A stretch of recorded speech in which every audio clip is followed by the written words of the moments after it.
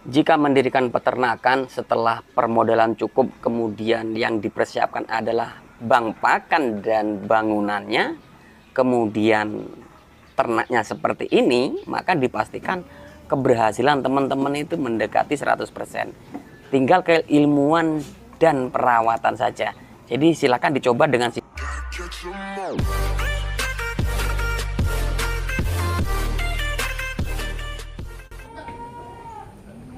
Halo guys, assalamualaikum warahmatullahi wabarakatuh. Jumpa kembali dengan Indra Patupi Channel. Kali ini kita akan membahas bagaimana untuk menghindari peternakan yang kita kelola menghadapi kerugian. Jadi cara menghindari kerugian itu ada step-stepnya, ada tahap-tahapannya, juga ada caranya. Nah, jadi buat kalian yang baru bergabung dengan channel ini, silakan bantu subscribe, like, comment, and share. Tekan tombol loncengnya agar teman-teman bisa dapat notifikasi setiap saya upload video. Jadi teman-teman, tahapan yang harus dipersiapkan oleh teman-teman saat teman-teman ingin mendirikan sebuah usaha peternakan untuk skala usaha ya, bukan sampingan, tapi untuk skala usaha yang dimana ini dijadikan sebagai usaha utama. Jadi yang pertama harus dipersiapkan oleh teman-teman adalah permodalan. Nah, jika teman-teman ukuran modal sudah cukup, sudah mencukupi, maka teman-teman yang harus dipersiapkan adalah keilmuan. Nah, keilmuan ini nanti akan menentukan seberapa berhasilnya teman-teman dalam menjalankan usaha peternakan tersebut. Keilmuan bisa didapat dari mentor atau dari senior atau dari teman, dari tetangga atau dari medsos, bisa dari YouTube dan lain-lain. Nah, itu untuk keilmuan dan itu bisa dipelajari semua. Ya, bisa dipelajari semua dan ilmu bisa di-upgrade setiap hari setiap teman-teman berkunjung ke peternak-peternakan besar yang dimana teman tinggal. Gitu. Kemudian yang harus dipersiapkan adalah bank pakan. Nah, bank pakan inilah yang nantinya akan persentasenya akan menentukan keberhasilan sangat besar. Bisa dikatakan kebutuhan bank pakan ini atau kebutuhan pakan ini yang bisa menentukan keberhasilan teman-teman melebihi 50%. Jadi 50%-nya keberhasilan itu terletak di bank pakan atau persediaan pakan. Setelah teman-teman sudah mempersiapkan yang pertama, kemudian yang kedua, dan yang berikutnya adalah teman-teman harus mempersiapkan yaitu kandang. Nah, kandang ini juga harus sesuai spek, harus sesuai tujuan teman-teman ingin mendirikan peternakan dengan sistem apa. Baik itu breeding, apakah fattening. Nah, seperti itu tuh. Jadi ya, harus jelas tujuannya. Kalau mau breeding maka sistem kandangnya pun beda. Kalau mau fattening ataupun penggemukan, kandangnya pun modelnya beda. Nah, ini harus teman-teman pelajari dahulu.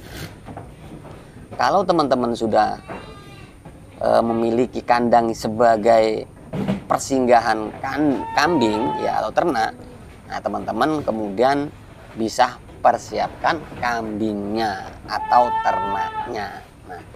Nah, di sini teman-teman di ternak ini akan menentukan seberapa bagus bibit yang kita beli.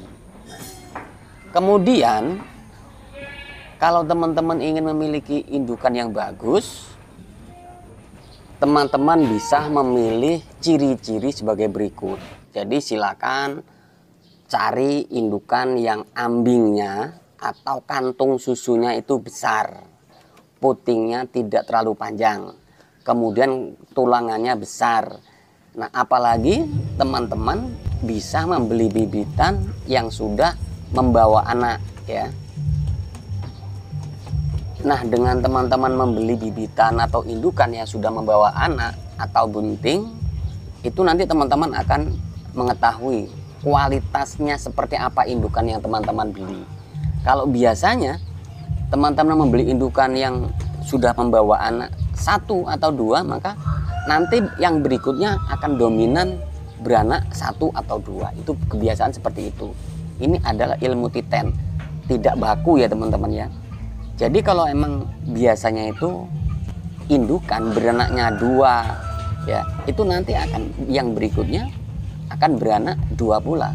Nah seperti itu. Jadi dengan sistem beli bibitan atau indukan yang sudah bawa anak atau bawa cempe, itu teman-teman akan lebih cepat hasilnya ya, karena dengan teman-teman membeli indukan yang bawa anak 3 bulan atau 4 bulan kemudian teman-teman bisa panen anakan tersebut. Jadi tidak terlalu lama untuk menunggu hasil ya. Nah ini yang harus teman-teman lakukan. Nah kalau teman-teman sudah bisa memiliki hal-hal yang sudah dibahas dari awal, maka teman-teman yang harus dipahami adalah bagaimana teman-teman merawat anakan tersebut atau cempe itu dari lahir sampai di usia 4 bulan. Karena masa-masa kritis itu berada di usia 0 sampai 1 bulan. Biasanya terjadi kejang, nah seperti ini biasanya yang terjadi kejang ya, kejang atau kaku. Nah itu yang terjadi. Nah ini harus diketahui. Nah untuk antisipasi itu maka diberikan pakan yang tidak langsung terkena hujan. Nah pemberian pakan yang biasanya habis ngarit atau habis merumput masih basah kemudian diberikan ke kambing, itu biasanya terjadi pada anaknya itu kalau lahir kejang atau kaku ya. Dan kasus ini banyak ditemukan di peternak-peternak ya. Itu biasanya yang terjadi kalau dari medis katanya sih tetanus, tapi kalau di peternak-peternak yang dari saya ketahui itu biasanya dari pakan ya, dari pakan. Nah, itu kemudian tahapan yang berikutnya adalah setelah teman-teman mempersiapkan permodalan, kemudian keilmuan, kemudian bank pakan, lalu sudah kandangnya, persiapan kandang sudah matang, kemudian teman-teman sudah memiliki kambingnya atau ternaknya, maka teman-teman yang harus dikuasai adalah bagaimana melakukan perawatan dengan baik. Nah perawatan ini bagaimana? Perawatan ini melengkapi atau meliputi pemberian pakan, kemudian kesehatan, obat-obatan, juga rutinitas harian dan mingguan. Rutinitas harian itu apa? Biasanya pemberian pakan, minum, kemudian ngecek kesehatan. Diperhatikan, ngecek itu ya, diperhatikan ada apa cempenya tidak mau menyusu, induknya tidak mau menyusui dan sebagainya. Kemudian kalau mingguan yaitu pembersihan kandang plus penyemprotan fastak atau obat-obat yang lain di kandang juga di ternak. Tujuannya apa? Tujuannya adalah agar terhindar dari kutu atau gatal-gatal seperti gudik ya. Nah ini kalau kambing bulunya sudah terkena kutu ataupun gudik, maka dia akan kurus dan lama-lama produktivitasnya kurang baik. Jadi kalau teman-teman sudah perawatan ini bagus, sudah menguasai, kemudian yang berikutnya adalah pemasaran. Nah di pemasaran inilah penentu segala dari usaha yang teman-teman kerjakan. Jadi biasanya teman-teman ini semua sudah menguasai, tapi saat penjualan, saat pemasaran, nah di pemasaran inilah teman-teman tidak menguasai, sehingga hasil yang teman-teman dapatkan tidak maksimal. Contoh, teman-teman akan menjual anakan usia 4 bulan. Kalau teman-teman beli biasanya itu udah di harga 101.500.000. Tapi karena teman-teman tidak menguasai penjualan, maka saat ada bakul atau ada orang yang lain yang membutuhkan, teman-teman akan menjualnya 1 juta atau 1.000. Karena teman-teman tidak tahu bagaimana cara menjual dan harga pasaran yang berada saat itu. Itu teman-teman ya. Jadi step by stepnya, tahap-tahapan ini teman-teman harus kuasai dahulu. untuk terhindar dari kerugian, maka teman-teman ya harus kuasai semua ya. Karena yang sering terjadi apabila teman-teman sudah usaha peternakan tapi tidak memiliki sistem yang kita bahas saat ini, maka teman-teman akan terkendala. Contohnya, kalau skala besar lebih dari 70 sampai 100 ke atas, itu teman-teman sudah tidak bisa mengandalkan dengan mengarit atau merumput ya. Karena 100 ekor itu biasanya kebutuhan pakannya per hari itu setengah kol diesel. Kalau untuk daun singkong atau rumput. Kalau rumput biasanya 1 kol diesel untuk 100 ekor. Nah, ini breeding. Kalau breeding biasanya itu makannya lebih banyak.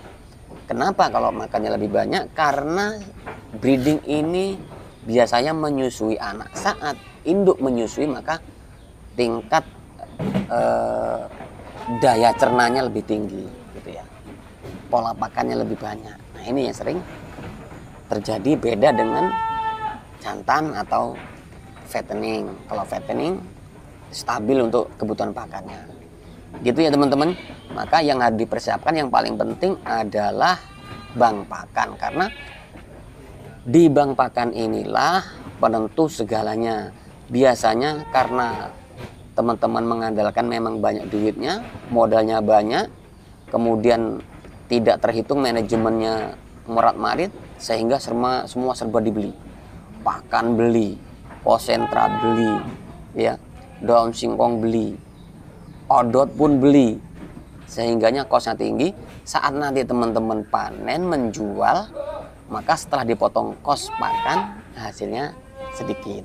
Nah, itu teman-teman, jadi silahkan pelajari dulu video ini. Kalau ada manfaatnya silahkan dipakai, kalau tidak ada manfaatnya abaikan saja.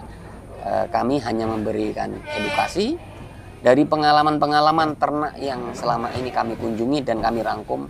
Jadi teman-teman ambil positifnya saja. Semoga informasi ini bermanfaat. Saya akhiri, wassalamualaikum warahmatullahi wabarakatuh.